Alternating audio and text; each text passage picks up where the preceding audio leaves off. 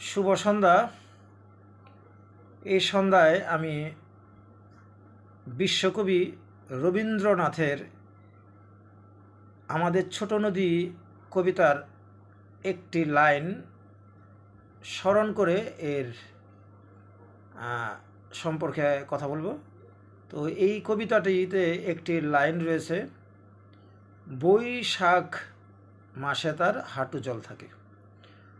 অর্থাৎ কবিতায় কবি এই মাসে খালবিল নদী নালায় জলের যে আগমন এবং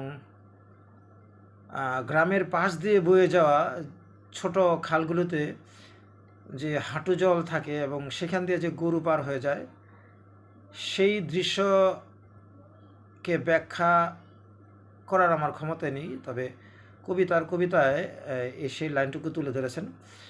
তো সেই লাইনটুকু নিয়েই আমি সাধারণ জনগণদেরকে একটু সচেতন করতে চাই। তো শুরুতেই আমি অনুরোধ করব, যাদের কাছে আমার ভিডিওটি চলে যাবে তারা অবশ্যই সম্পূর্ণ ভিডিওটি দেখে একটু সচেতন হবেন আপনার সন্তানের জন্য। আর সেজন্যই এই ভিডিও করা।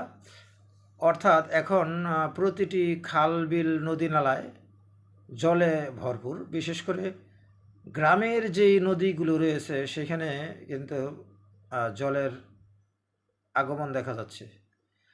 যদিও আগের দিনগুলোতে বৈশাখ মাসে হাঁটু জল থাকতো বা ছিল, কিন্তু এখন সেটা একটু পরিবর্তন হয়েছে। বৈশাখ মাস এখন অতিক্রম করে জ্যৈষ্ঠ মাসের অর্ধেক।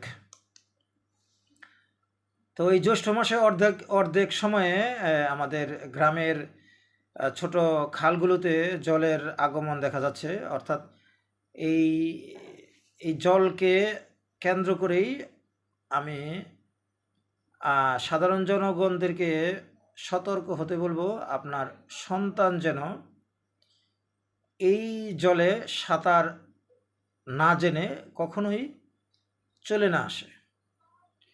আর আমাদের পার্শ্ববর্তী যেই খালগুলো রয়েছে সেখানে আমি দেখতে পাচ্ছি আগের দিনগুলোতে যেই পরিষ্কার পরিচ্ছন্ন জলের একটা প্রবাহ তেমনটি নেই। এখন এই জলে যদি বাচ্চারা সাঁতার কাটতে বা স্নান করতে নামে তাহলে তার নির্ঘাত স্কিন ডিজিজ হবে, এটা বলার প্রকাশ থাকে না। আর প্রতিটি